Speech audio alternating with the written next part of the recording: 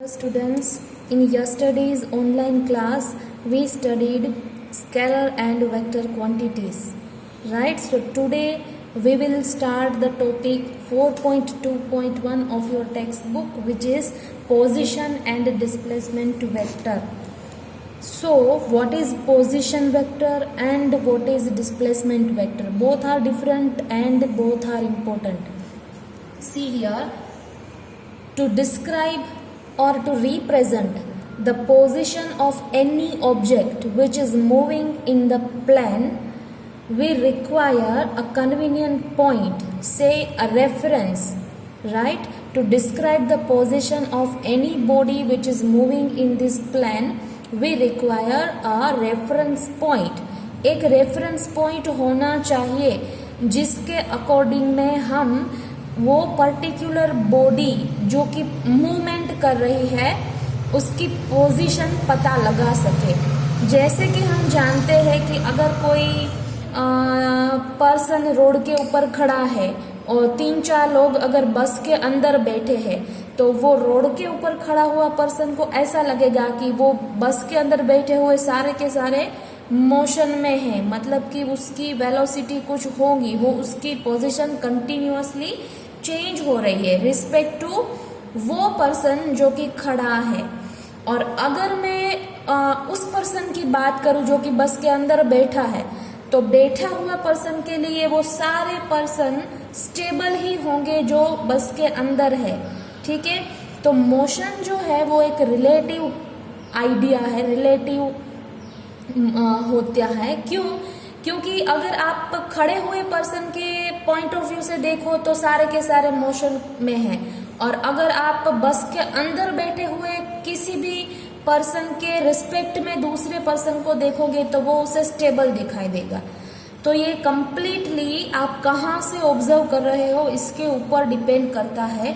तो इसीलिए जब भी आप मोशन के बारे में सोचो तो कोई भी पर्टिकुलर ऑब्जेक्ट हो उसकी पोजीशन पता लगाने के लिए आपको एक पर्टिकुलर रेफरेंस पॉइंट पसंद करना होता है।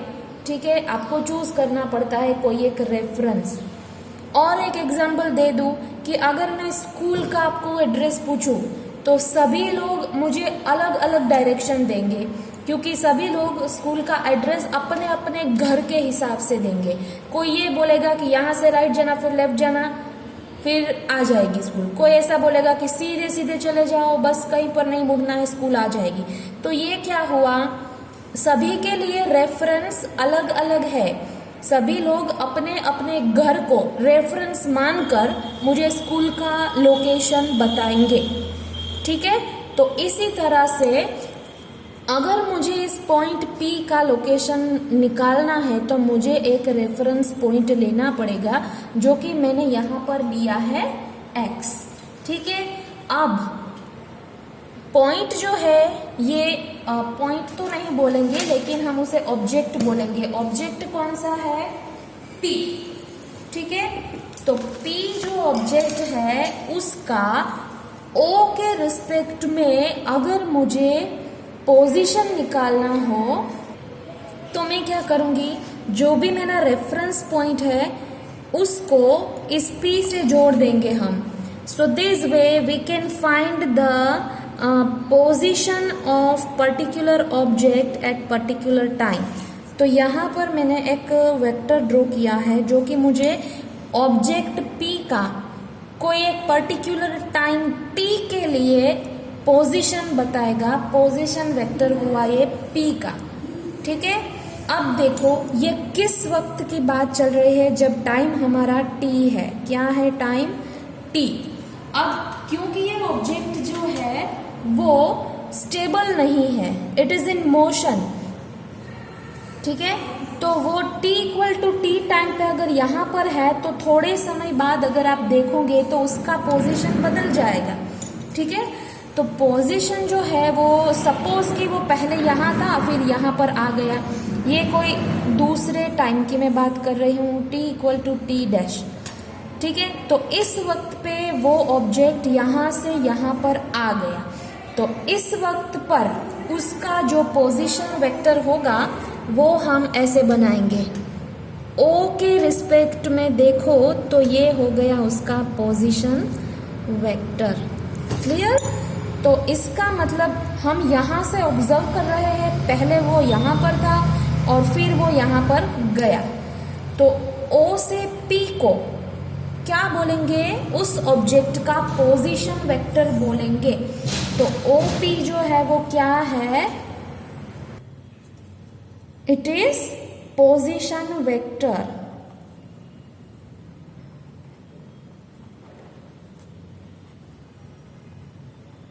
Of point P when time is t second. उस वक्त की बात है जब टाइम t है, उस वक्त का उसका पोजीशन वेक्टर क्या है? OP।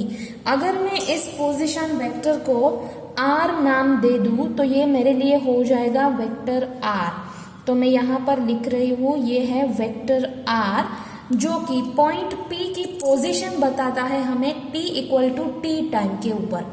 अब दूसरी बार जब हमने दूसरे टाइम पर ऑब्जर्व किया तो वो पॉइंट यहाँ से यहाँ पर जा चुका था। पॉइंट मतलब कि ऑब्जेक्ट, हमने ऑब्जेक्ट को पॉइंट के फॉर्म में देखा है यहाँ पर, ठीक है। तो जो ऑब्जेक्ट है वो P से लेकर P डैश तक जा चुका है, ठीक है। तो अब दूसरे किसी भी टाइम मतलब कि T डैश टाइम की अगर बात करें तो पोजीशन वेक्टर होगा OP डैश, क्योंकि यहाँ पर मैंने डैश से मेंशन किया है, ठीक है। तो OP डैश ये वाला जो वेक्टर है वो क्या मुझे बताएगा? Position vector of P dash.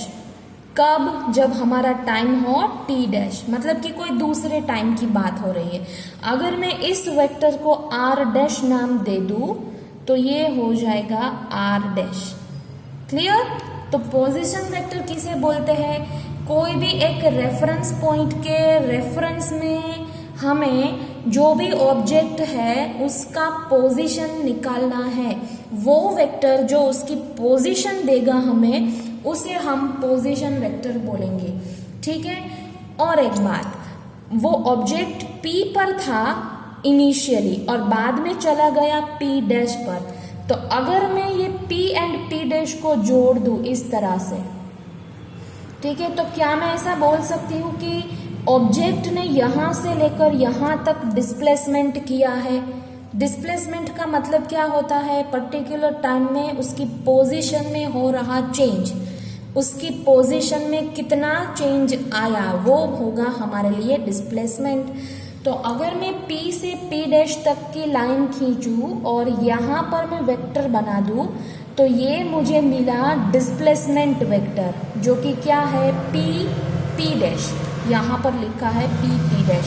So this is what displacement vector,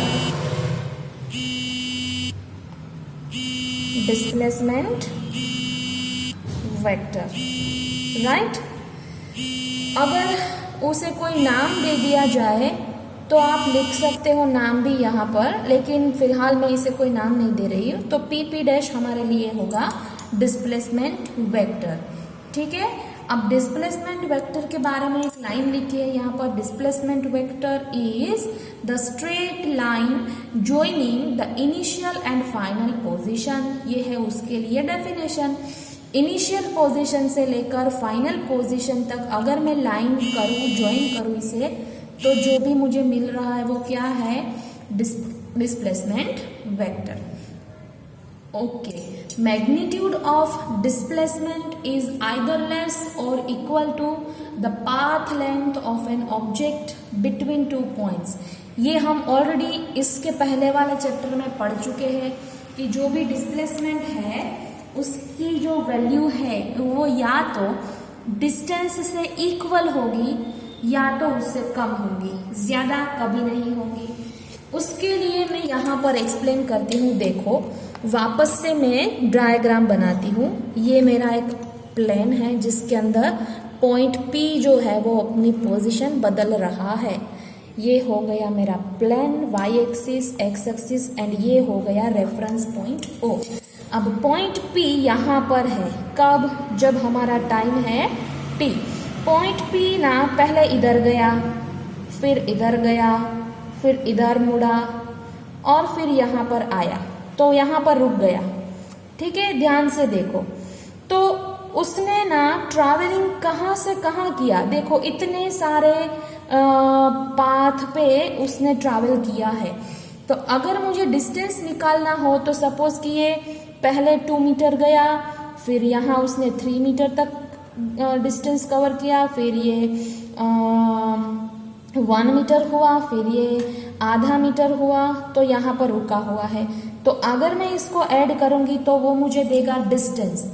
ठीक है, मान लो कि वो ऐसे रेंडमली कोई भी पाथ चूज कर रहा है, रेंडमली, जहां पर तुम कैलकुलेट भी नहीं कर पाते, इस तरह के पाथ से वो वहां पर पहुंचा। ये इसको मैं पी डैश नाम देती हूँ, ये फाइनल पोजीशन। तो कोई भी पाथ ले ले, इससे पोजीशन वेक्टर को कोई फर्क नहीं पड़ा। देखो पोजीशन वेक्टर तो वही है, इनिशियल पोजीशन से लेकर फाइनल पोजीशन तक। तो डिस्प्लेसमेंट वेक्टर कभी नहीं बदलेगा, वो कोई भी पाथ ले ले ट्रैवल करने को। ठीक है, लेकिन डिस्प्लेसमेंट वेक्टर क्या होता है, दोनों ही ऑब्जेक्ट की इनिशियल पोजीशन, मतलब एक ही ऑब्जेक्ट है, उसकी इनिशियल पोजीशन और फाइनल पोजीशन के बीच का मिनिमम डिस्टेंस होगा वो। ठीक है, तो वही लिखा है कि magnitude of displacement is either less or equal to the distance of an object between two points। तो position vector and displacement vector I think आपको समझ में आ गया है। Now we will go for next topic. Next topic is topic number 4.2.2 equality of vectors. Equality of vectors में हम ये देखेंगे कि किन किन वेक्टर्स को हम इक्वल वेक्टर बोलेंगे और किन किन वेक्टर को हम अनइक्वल वेक्टर बोलेंगे। तो वेक्टर जो है उसके पास टोटल 2 चीजें होती है, एक तो मैग्नीट्यूड और दूसरा उसकी डायरेक्शन। तो ये फिक्स है कि जो भी वेक्टर हो आपके पास, अगर उसका मैग्नीट्यूड एंड डायरेक्शन दोनों ही सिमिलर हो तो उसे हम इक्वल वेक्टर बोलेंगे। ठीक है, अगर मैग्नीट्यूड इक्वल है लेकिन डायरेक्शन इक्वल नहीं है तो भी वो अनइक्वल माना जाएगा, और अगर मैग्नीट्यूड्स अलग अलग है, डायरेक्शन सेम है, तो भी वो अनइक्वल ही माना जाएगा। इन शॉर्ट दोनों ही इक्वल होने चाहिए। तो यहाँ पर देखो मैंने कुछ एग्जाम्पल्स दिए हैं इक्वल वेक्टर के। पहला वेक्टर है ए, दूसरा उसके नीचे है बी। देखो दोनों की लेंथ सेम है, मतलब कि वैल्यू उसका मैग्नीट्यूड भी इक्वल है और डायरेक्शन भी देखो सेम है। तो यहाँ पर A and B equal vector है। Similarly here vector A is here and vector B is in this direction, तो directions are equal. And if you will see the length are equal. ये जो vector की length है ना, वो उसका magnitude represent करती है। तो क्योंकि ये लेंथ में सेम है तो इसका मतलब ये मानेंगे कि इसका मैग्नीट्यूड भी सेम है। ठीक है, तो यहाँ पर भी ये दोनों इक्वल वेक्टर है। See here both the vectors are going in same direction and the length is also equal. तो ये भी इक्वल वेक्टर है, देख लो यहाँ पर भी इक्वल वेक्टर है। अब इसे देखो ध्यान से, पहली बार देखोगे ना तो ऐसा लगेगा कि ये थोड़ी ना इक्वल है, लेकिन ध्यान से देखो ए की जो डायरेक्शन है उसी डायरेक्शन में बी भी जा रहा है, डायरेक्शन सेम है। देखो हाँ, एक बात अलग है कि ये ऊपर है थोड़ा सा, ये नीचे है, मतलब कि पोजीशन अलग है इसकी। ठीक है, लेकिन जिस डायरेक्शन में ए जा रहा है उसी डायरेक्शन में बी भी जा रहा है, और ए की जितनी वैल्यू है उतनी ही बी की भी वैल्यू है। तो ये भी लाइक वेक्टर्स ही होंगे, मतलब कि इक्वल ही माना जाएगा। नो डाउट इसका पोजीशन अलग है एक दूसरे के कंपेयर में, लेकिन फिर भी इसकी डायरेक्शन और मैग्नीट्यूड को हमें देखना है। ऐसा नहीं कि एक इधर है एक इधर। देखो मैं यहाँ पर एक वेक्टर बनाती हूँ, ठीक है, सपोज कि ये मेरे लिए P नाम का वेक्टर है, और दूसरा वेक्टर ना मैं नीचे कहीं पर बना दूं, यहाँ पर इसका नाम मैं देती हूँ Q। लेकिन अगर इन दोनों की डायरेक्शन सेम है, अगर इन दोनों का मैग्नीट्यूड सेम है, तो ये दोनों, इसके बीच में चाहे जितना डिस्टेंस हो, ये दोनों हो जाएंगे इक्वल वेक्टर्स। क्लियर? तो अब अनइक्वल वेक्टर्स के भी एग्जाम्पल देख लो। फर्स्ट वन, डायरेक्शंस सेम है लेकिन मैग्नीट्यूड जो है ए का छोटा है बी का बड़ा, तो ये इक्वल नहीं होगा, तो हो गया ये अनइक्वल वेक्टर। यहाँ पर भी ऐसा ही है, देखो दोनों की डायरेक्शन सेम है, लेकिन एक की मैग्नीट्यूड इतनी है, दूसरे की लंबी लेंथ लंबी है, मतलब मैग्नीट्यूड बड़ा है, तो ये भी अनइक्वल हो गया। यहाँ पर देखो मैग्नीट्यूड भी सेम नहीं है और डायरेक्शन भी, ए छोटा है बी बड़ा है, ए की डायरेक्शन डिफरेंट है बी की भी डिफरेंट, तो यहाँ पर तो कुछ भी सिमिलर नहीं है, तो ये तो वैसे भी अनइक्वल हो ही गया। Here direction same but magnitude not same. Here एक जो है वो इस डायरेक्शन में और दूसरा टोटली ऑपोजिट डायरेक्शन में जा रहा है। देखने को तो कंफ्यूजन होगा, लेकिन ये देखो एरो जो है वो डायरेक्शन दिखाता है। और एक बात, जब भी वेक्टर की बात हो तो इस वाले पॉइंट को बोलेंगे हम टेल, और ये जहां पर एरो है ना उसे हम बोलेंगे हेड। तो हेड हमें डायरेक्शन दिखाएगा, क्या दिखाएगा? डायरेक्शन। तो पहले वेक्टर का हेड जो है वो ये वाली डायरेक्शन दिखा रहा है, और दूसरे वेक्टर के लिए हेड जो है वो एग्जैक्टली ऑपोजिट डायरेक्शन दे रहा है। मतलब कि मैग्नीट्यूड सेम है लेकिन डायरेक्शन दोनों की एक दूसरे से ऑपोजिट है, तो ये भी क्या हो जाएंगे? Unequal vectors. So this is all about equality of vectors. Now next is vector को लिखते कैसे हैं और ये जो नोटेशंस हम यूज करते हैं उसका मीनिंग क्या है। तो देखो, अगर कोई अल्फाबेट के ऊपर एरो की साइन है तो ये हो गई वेक्टर, ठीक है। तो वेक्टर को रिप्रेजेंट करने का ये तरीका है, या तो अल्फाबेट के ऊपर आप वेक्टर लगा दो, या तो इसी लेटर को बोल्ड कर दो, थोड़ा सा बोल्ड करके लिखो, तो भी ये वेक्टर माना जाता है। तो वेक्टर को रिप्रेजेंट करने के ये दो तरीके हैं, या तो अल्फाबेट के ऊपर एरो लगा दो, या तो लेटर को बोल्ड में लिखो। देखो वेक्टर बी, ये भी वेक्टर बी, इसे भी पढ़ते ऐसे ही है, vector B, vector P, vector P, vector R, ठीक है। जनरली ये जो बोल्ड केस है ना वो तब यूज होता है जब हम कुछ भी कंप्यूटर के ऊपर लिख रहे हो, क्योंकि कंप्यूटर के ऊपर ना बोल्ड लेटर करना इजी है, एरो लगाने में तकलीफ होती है, लेकिन बोल्ड हम इजीली कर लेते हैं, ठीक है। तो आप अपनी बुक में देखोगे ना तो बुक में हर जगह पर वेक्टर को उन लोगों ने बोल्ड में रिप्रेजेंट किया है, कहीं पर भी उसने ऊपर एरो नहीं लगाया है। देखो सभी जगह पर वेक्टर बोल्ड में लिखा हुआ है, क्योंकि ये आसानी से प्रिंट हो सकता है, टाइप हो सकता है, ठीक है। तो ये दो तरीके हैं। जनरली जब आप बुक में लिखो ना तो ऐसे इसको बोल्ड करना डिफिकल्ट है, बेटर है कि आप इसके ऊपर एरो लगा दो। क्लियर? तो बुक में आपको ये वाले सिंबल्स मिलेंगे, लेकिन जब आप लिख रहे हो तो आप इस सिंबल्स का यूज करो। दूसरी बात, ऐसा नहीं है कि कैपिटल लेटर्स है तो वेक्टर, स्मॉल लेटर है तो नहीं, स्मॉल लेटर में भी वेक्टर होगा। देखो मैंने यहाँ पर स्मॉल केस में आर को लिया है, ये भी एक वेक्टर ही है, ठीक है। दूसरी बात, इसका अगर मुझे मैग्नीट्यूड है वो लिखना है तो दो तरीके हैं, या तो मैं वेक्टर को मोड के अंदर डाल दूं तो ये मुझे देगा उसका मैग्नीट्यूड, या तो जो भी वेक्टर है ना उसके ऊपर से वेक्टर की साइन निकाल दो। मतलब कि ए को सिंपली लिख दो, बी को ऐसे के ऐसे ही लिख दो, पी को भी ऊपर से एरो निकाल के लिखो, तो अब ये मुझे क्या देगा? मैग्नीट्यूड देगा, ठीक है। तो ये ध्यान रखो, अगर वो बोल्ड में लिखा हुआ है तो ये वेक्टर है, अगर वो बोल्ड में नहीं लिखा है, ठीक है, तो ये मुझे सिर्फ मैग्नीट्यूड ही देगा। तो ये मुझे मैग्नीट्यूड भी देगा, वैल्यू भी देगा, और ये मुझे सिर्फ मैग्नीट्यूड देगा। तो ये समझ लो कि वेक्टर को ऐसे रिप्रेजेंट किया जाता है और मैग्नीट्यूड्स को ऐसे। Next topic number 4.3, multiplication of vector by real number. किसी भी वेक्टर को अगर आपको कोई नंबर से मल्टीप्लाई करना है तो कैसे करें? देखो यहाँ पर एक वेक्टर है ए, अगर मैं उसे लेमड़ा जो है वो एक नंबर है, कैसा नंबर? Real number. तो रियल नंबर से मैं इसे मल्टीप्लाई करूं तो जनरली डायरेक्शन में कोई चेंजेस नहीं होगा, चेंजेस होगा उसकी मैग्नीट्यूड में, ठीक है। अगर उसकी मैग्नीट्यूड 1 थी तो अगर मैं 2 से मल्टीप्लाई करूं तो डबल हो जाएगी, 3 से करूंगी तो 3 टाइम्स हो जाएंगी। सही है।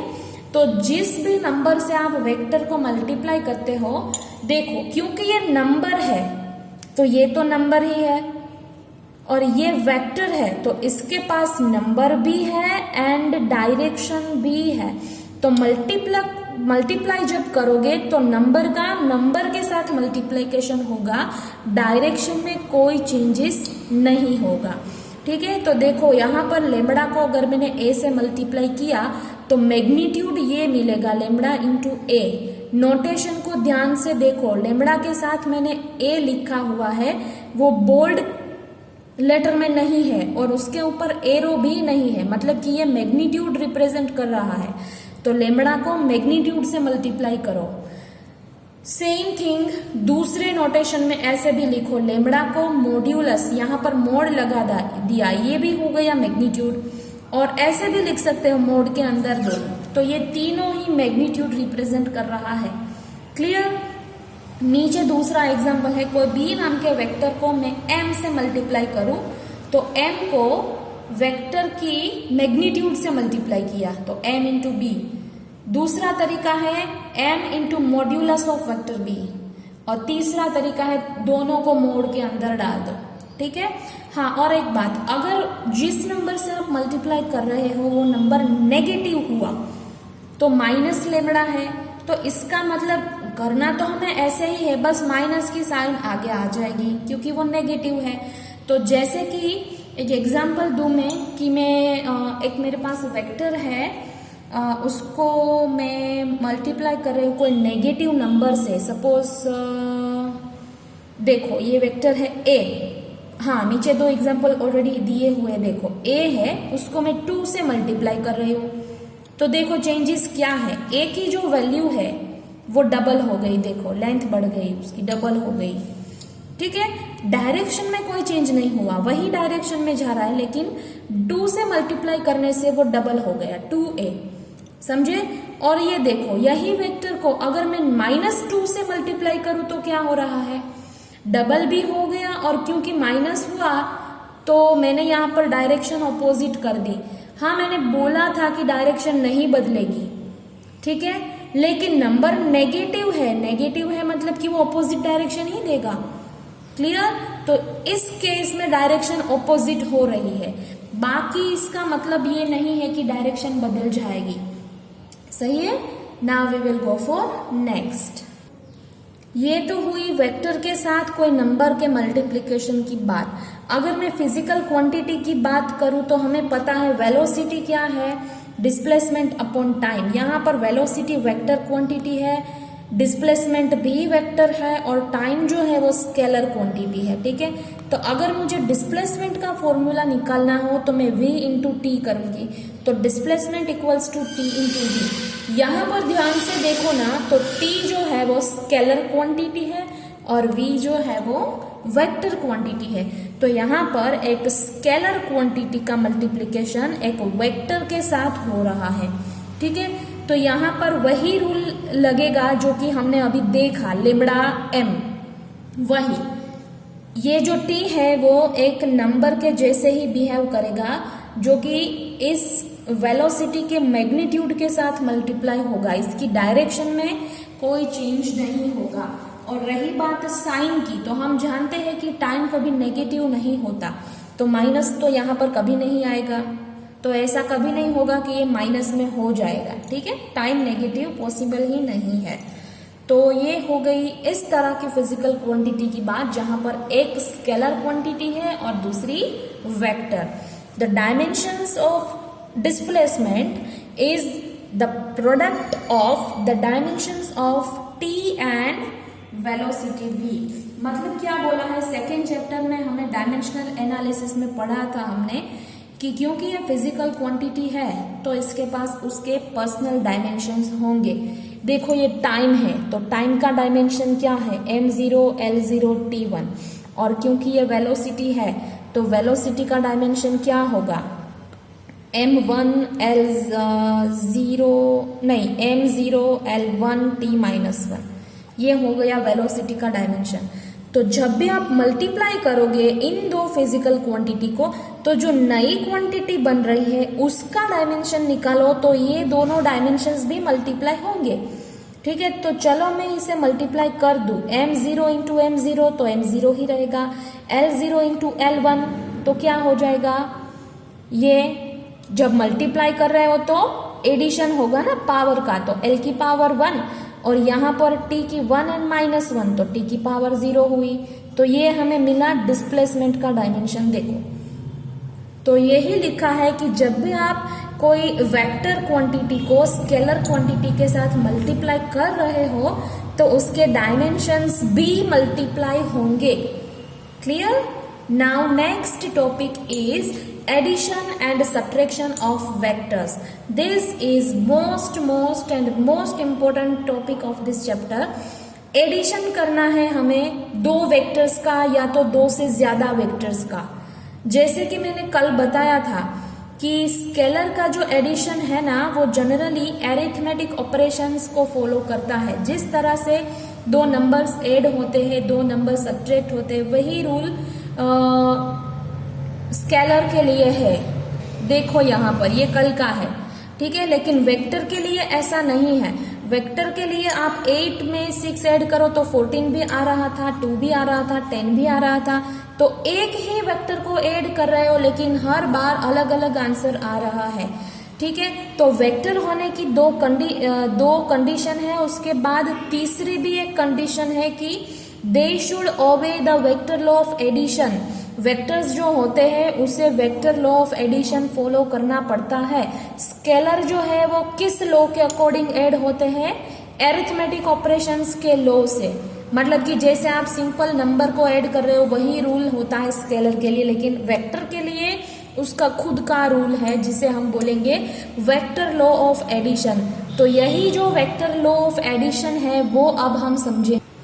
तो वेक्टर लॉ ऑफ एडिशन में हमारे पास दो तरह के लॉ है। पहला है ट्राइंगल लॉ, दूसरा है पैरेललोग्राम लॉ। ठीक है, अब चलो डिटेल में जाएंगे हम।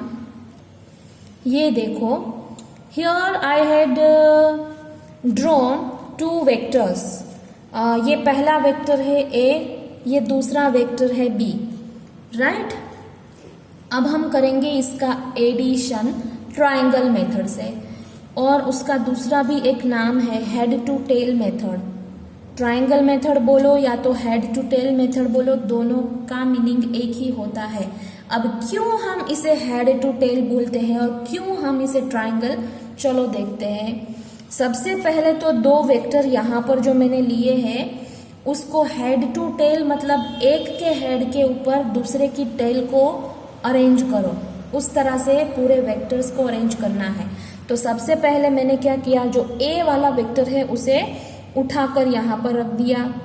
ठीक है, अब क्या करूंगी मैं, जो दूसरा वेक्टर है ना उसकी जो टेल है मतलब कि एंड पॉइंट वो पहले वाले वेक्टर के हेड के ऊपर आनी चाहिए। ठीक है, डायरेक्शन में नहीं बदल रही हूँ। देखो आपको किस तरह से मैं ट्राई करूँ एक्सप्लेन करने की। देखो ये जो है उसी डायरेक्शन में मैंने यहाँ पर लिया है A को। देखो 0 डिग्री तो यहाँ पर भी 0 डिग्री पर जाएगा, और B की डायरेक्शन ऐसी है ना, तो यहाँ पर भी वही डायरेक्शन ली है। देखो मैंने B की है सेम डायरेक्शन। सिर्फ क्या किया, B को उठाया और इस तरह से अरेंज किया कि उसकी टेल A के हेड के ऊपर आ जाए। ठीक है, तो अब इसका जो मैं रिजल्टेंट वेक्टर बनाऊंगी मतलब पहले वाले वेक्टर की टेल को दूसरे वाले वेक्टर के हेड से जोड़ दो। इसकी टेल को इसके हेड से मैंने जोड़ दिया, तो मुझे जो मिल रहा है R, वेक्टर R, वो हो गया रिजल्टेंट वेक्टर। ठीक है, मतलब कि A एंड B का एडिशन करने से हमें यही मिलेगा। समझे? ओके, तो नीचे लिखा है मैंने vector A plus vector B is equal to vector R। तो ये हो गया दो वेक्टर्स का एडिशन। ओके, अब दूसरी बात, यहाँ पर मैंने क्या किया, पहले वेक्टर A को लिया और फिर उसके ऊपर मैंने वेक्टर B को पुट किया और एडिशन निकाला। अब मैं ना थोड़ा सा डिफरेंट करती हूँ। मैं पहले वेक्टर B को ले लूँ। चलो ये बाजू वाली फिगर को ध्यान से देखो। पहले ना ये बी वाला वेक्टर यहाँ पर आया, देखो डायरेक्शन में नहीं बदल रही, उसी डायरेक्शन में और उसी मैग्नीट्यूड से मैंने सबसे पहले बी को लिया, ये मेरा इनिशियल पॉइंट है बी वेक्टर। अब क्या करेंगे, बी के हेड के ऊपर ए की टेल आए इस तरह से ए को रखेंगे, डायरेक्शन को बदले बिना, ठीक है। तो ये जो ए है वो डायरेक्शन बदले नहीं, उस हिसाब से मैंने यहाँ पर ले ली, उसकी हेड बी के टेल के ऊपर, और ये हो गया वेक्टर ए। तो अब रिजल्टेंट वेक्टर कैसे निकलेगा, पहले की टेल और दूसरे का हेड जोड़ दो, जोड़ दिया, मिला मुझे आर वेक्टर। तो ध्यान से देखो, पहले कंडीशन में जब मैंने एडिशन किया था तो मुझे वेक्टर आर की डायरेक्शन ये मिल रही है। अब ध्यान से देखो, दूसरे की डायरेक्शन जो है वो मैं दिखा रही हूं, देखो है ना सेम, दोनों की डायरेक्शन इक्वल ही है, देखो है इक्वल, राइट। तो मतलब कि अगर मैं वेक्टर ए के अंदर बी को ऐड करूं या तो बी के अंदर ए को ऐड करूं, मुझे सेम ही वेक्टर मिलेगा। मैग्नीट्यूड तो इक्वल होगा ही होगा, लेकिन डायरेक्शन भी चेंज नहीं हो रहा, वो भी सेम रह रहा है। तो vector A plus vector B करो या तो vector B plus vector A करो, मुझे इक्वल ही आंसर मिलेगा। तो इसका मतलब है कि वेक्टर एडिशन इज कम्यूटेटिव। ये हम ऑलरेडी 7th 8th के मैथ्स में पढ़ चुके हैं। कम्यूटेटिव का मतलब क्या होता है, ये एक्चुअली स्केलर क्वांटिटी के लिए है कि अगर मैं 2 के अंदर 3 को ऐड करूं तो भी मुझे 5 ही मिलेगा, और अगर मैं 3 के अंदर 2 को ऐड करूं तो भी मुझे 5 ही मिलेगा। मतलब कि अगर मैं नंबर्स को आगे पीछे कर दूं, उसका ऑर्डर बदल दूं, तो आंसर में कोई चेंज नहीं होगा। तो वेक्टर्स भी इस रूल को फॉलो करते हैं। तो कम्यूटेटिव जो रूल है वो वेक्टर एडिशन के लिए वैलिड है, ये आपको याद रखना है, एमसीक्यू में आ सकता है, ठीक है। तो या तो आप ए के अंदर बी को ऐड करो या तो बी के अंदर ए को ऐड करो, एडिशन का आंसर इक्वल ही रहेगा। और क्योंकि ये हेड, पहले वाले के हेड ऊपर दूसरे वाले का टेल, इस तरह से आप अरेंज कर रहे हो, इसे हेड टू टेल मेथड बोलते हैं। और ट्राइंगल इसलिए क्योंकि जब भी आप रिजल्टेंट वेक्टर ड्रॉ करोगे तो एक ट्राइंगल बनेगा जिसके पास 3 साइड है, इसलिए इसे ट्राइंगुलर मेथड भी बोला जाता है। तो ये हो गया वेक्टर्स का एडिशन ट्राइंगुलर मेथड से। अब देखो यहां पर मैंने क्या किया है, पहली बार हमने 2 ही वेक्टर्स लिए थे, now we will take more than 2 vectors. तो यहाँ पर मैंने 3 वेक्टर्स लिए हैं, पहला इस डायरेक्शन में जा रहा है, दूसरा इस डायरेक्शन में और तीसरा इस डायरेक्शन में। अब मुझे इन तीनों का क्या करना है, एडिशन करना है, ठीक है। तो कैसे करूंगी मैं एडिशन, सबसे पहले देखो मैं क्या करूंगी, vector A plus vector B plus vector C के लिए ए और बी का एडिशन कर लूं, ठीक है। फिर उसका जो भी आंसर मुझे मिले उसके अंदर मैं तीसरे वेक्टर को ऐड कर देती हूं, तो मुझे फाइनल आंसर मिलेगा। तो let we follow this steps. तो सबसे पहले मैंने यहाँ पर वेक्टर ए बनाया, ठीक है, और रूल क्या है, एक के हेड के ऊपर दूसरे का टेल आना चाहिए। तो ए के अंदर मुझे बी को ऐड करना है, तो बी को उठाकर इस तरह से यहाँ पर प्लेस करो ताकि उसकी डायरेक्शन बदले नहीं। तो देखो जिस डायरेक्शन में बी है उसी डायरेक्शन में यहाँ पर भी वो है, मैंने डायरेक्शन नहीं बदली है। तो ए, उसके अंदर मैंने ऐड कर दिया बी, फिर पहले वाले की टेल और दूसरे वाले के हेड को ज्वाइंट कर दो तो मुझे मिलेगा उन दोनों का एडिशन।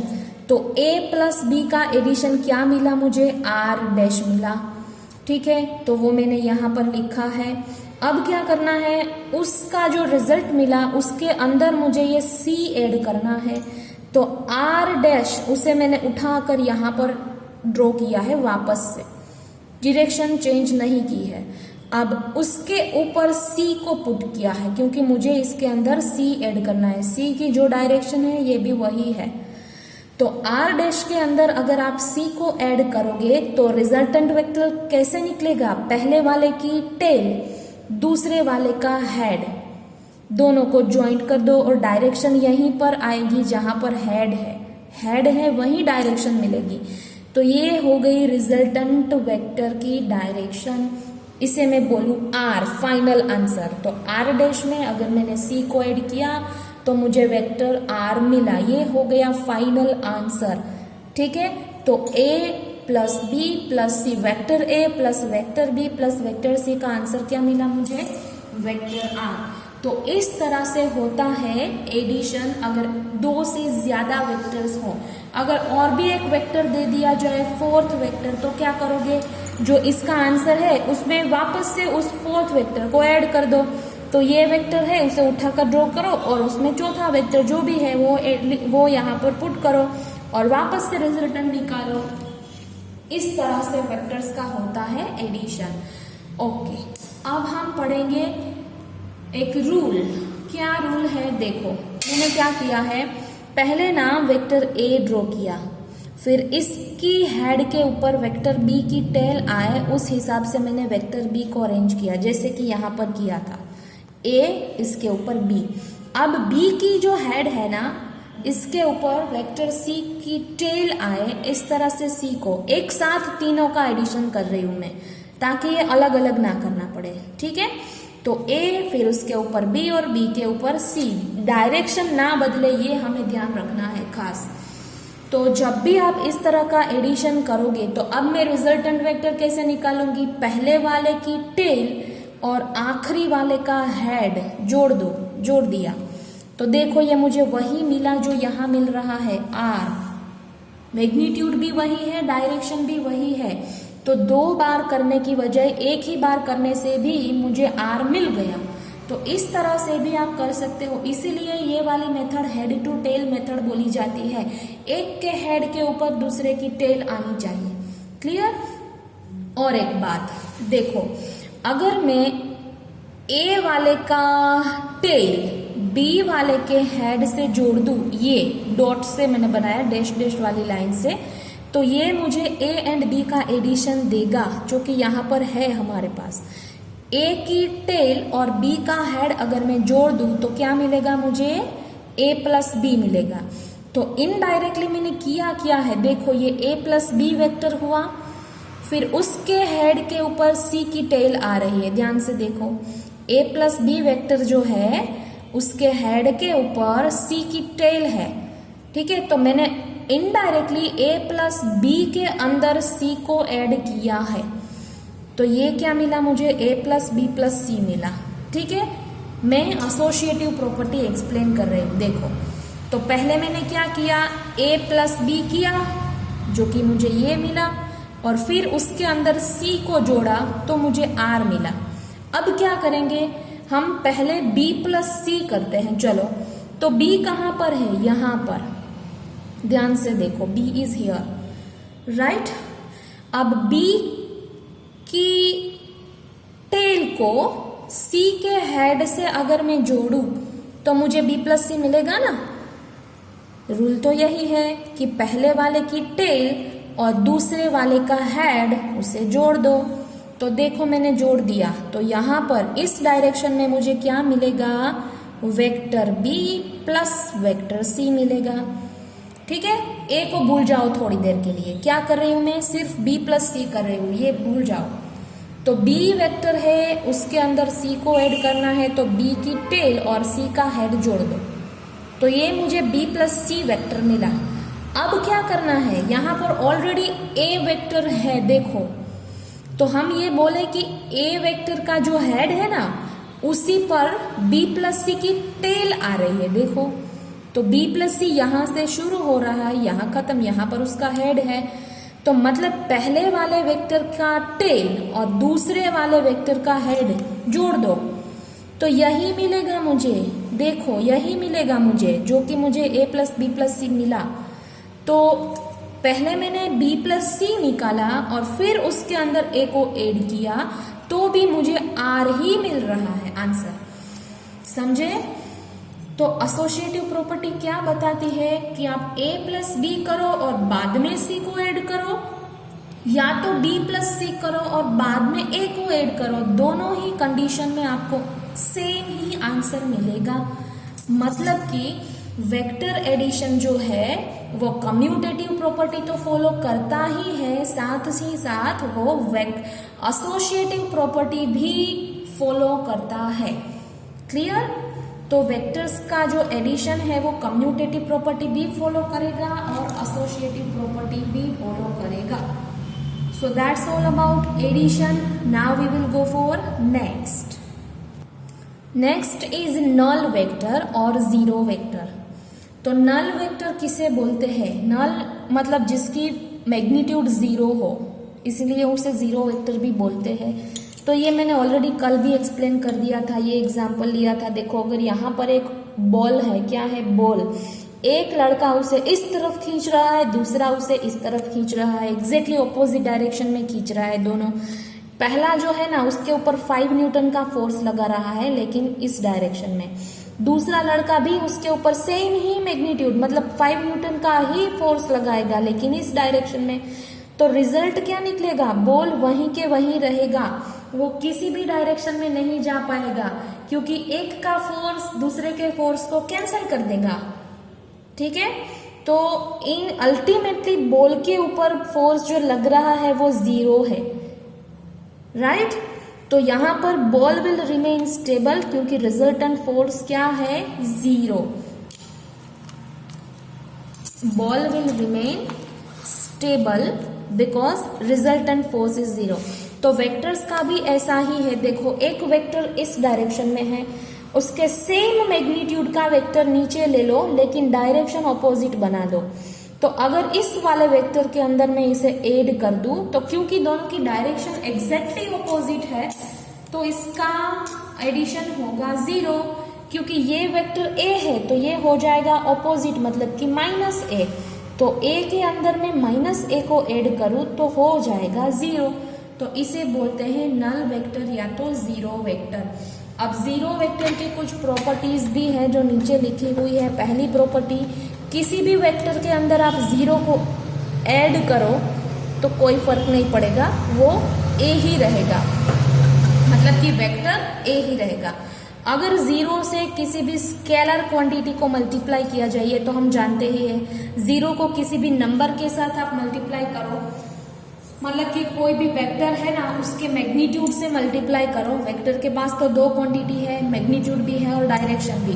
तो जीरो को अगर किसी वेक्टर के मैग्नीट्यूड से मल्टीप्लाई करो तो आंसर जीरो ही आएगा, और जीरो को अगर किसी वेक्टर से मल्टीप्लाई करो तो भी आंसर जीरो ही आएगा। तो ये तीन प्रॉपर्टी है जीरो की वेक्टर्स के लिए। हाँ, और एक बात, एडिशन के लिए हमने ट्राइंगल मेथड देखी है, अभी और एक मेथड हम देखेंगे, parallelogram method. So for that see here vector A and here vector B. So this will give us the resultant vector, that is addition of two vectors a plus b.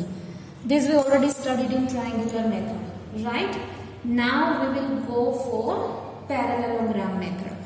तो उसमें क्या करना है, parallelogram में जो दो vectors हमारे पास है उसको उठाकर एक कॉमन पॉइंट के पास लाना है।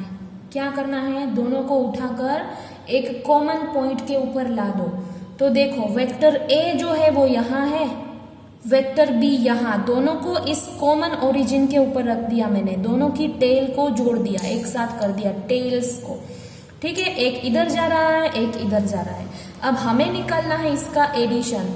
तो पैरेललोग्राम जो है वो मैंने यहाँ पर ड्रॉ किया हुआ है। देखो ये जो है ना बी के हेड के ऊपर से वेक्टर ए के पैरेलल एक लाइन मैंने बनाई है जो वेक्टर ए से कैसी है, पैरेलल है। ठीक है, तो मुझे यहां तक लाइन मिली। अब क्या करना है, ये जो वेक्टर ए है उसके हेड के ऊपर से, देखो इसकी डायरेक्शन यहाँ है तो हेड इसी तरफ होगा, तो दोनों के हेड के ऊपर से ही हमें काम करना है। बी के हेड के ऊपर से लाइन बनाओ तो ऐसी गई, ए के हेड के ऊपर से लाइन बनाओ, लेकिन कैसी लाइन, जो बी से पैरेलल हो, पैरेलल लाइंस मैथमेटिक्स। तो यहां से इस वाले वेक्टर से पैरेलल हो, इस तरह की लाइन बनाओ तो ऐसे जाएगी, ये वाली डॉट से दिखाई है मैंने। ठीक है, तो ये पैरेलल लाइंस जहां पर एक दूसरे को क्रॉस करेगी वो वाला पॉइंट ये होगा, और उस पॉइंट को अच्छा ठीक है, अगर ध्यान से देखो तो ये कब क्वाड्रिलेटरल हो गया, जो कि है पैरेललोग्राम। सही है। तो अब जो कॉमन ओरिजिन हमने लिया है, उस ओरिजिन से हमें एक डायगोनल बनाना है क्वाड्रिलेटरल के लिए। पैरेललोग्राम का डायगोनल बना दो तो ये हमें डायरेक्शन मिलेगी। तो ये बन गया हमारा a प्लस बी, मतलब कि हमें एडिशन मिल गया a एंड b का। देखो ये अल्टीमेटली वही हो रहा है जो ट्राइंगल में हो रहा था, इसीलिए मैंने दोनों ही पास पास बनाए हैं ताकि आपको समझ में आए कि अगर ट्राइंगल मेथड से कर रहे हो तो जिस डायरेक्शन में मिल रहा है a प्लस बी, सेम वही आंसर, वही मैग्नीट्यूड, वही डायरेक्शन में आ रहा है पैरेललोग्राम से भी। ट्राइंगल में क्या करते थे, एक के हेड के ऊपर दूसरे का टेल रखते थे, और यहाँ पर दोनों वेक्टर्स के टेल को एक ही पॉइंट के ऊपर हम ला देंगे और फिर क्या करेंगे, पैरेललोग्राम बनाकर उसका डायगोनल ड्रॉ करेंगे। ठीक है। तो बीच में जो मिला वो होगा हमारा a plus B. So that is all about parallelogram method. अब एक और लास्ट टॉपिक आज के लिए, जो कि है सब्ट्रैक्शन ऑफ वेक्टर। वेक्टर्स का एडिशन हमने देख लिया, अब हम देखेंगे subtraction. So for subtraction of vector a and vector b is just addition of vector a and minus vector b। तो सब्ट्रैक्शन के लिए क्या करना है, जिन दो वेक्टर्स आपको दिए गए हैं, जो भी, अगर मुझे a में से b को सब्ट्रैक्ट करना है तो अल्टीमेटली a के अंदर में b का ऑपोजिट वेक्टर ऐड कर दूंगी, उसका ऑपोजिट वेक्टर ऐड कर दो। अगर a है तो उसमें b का ऑपोजिट वेक्टर मतलब माइनस b ऐड कर दो, तो हो गया सब्ट्रैक्शन। तो ये कैसे होगा, देखो मैंने यहाँ पर एक वेक्टर बनाया है a, दूसरा वेक्टर है b इस तरफ। तो b का ना ऑपोजिट वेक्टर क्या होगा, एग्जैक्टली ऑपोजिट डायरेक्शन यहाँ पर मिलेगी मुझे। देखो डॉटेड लाइन से मैंने ड्रॉ की है। अगर ये b है तो ये मेरे लिए माइनस b होगा। ठीक है। तो अगर मुझे एडिशन करना है तो मैं a के अंदर b लूंगी ऐड करने के लिए। अगर मुझे सब्ट्रैक्शन करना है तो मैं a के अंदर ये डॉटेड लाइन लूंगी, मतलब कि मैं माइनस b वाले वेक्टर को ही ऐड करूंगी। तो करना तो हमें एडिशन ही है। देखो a है तो यहाँ पर मैंने a ड्रॉ किया है, डायरेक्शन ना बदले इस हिसाब से। अगर मैं b लेती तो b नीचे जा रहा है, देखो तो b इधर आता, सही है। लेकिन मुझे माइनस b करना है तो इसकी ऑपोजिट डायरेक्शन यहाँ पर है। तो देखो ये मैंने माइनस b बनाया यहाँ पर। अब इन दोनों को ऐड कर दो, मतलब कि रिजल्टेंट वेक्टर निकाल लो। a माइनस b हो गया, समझे।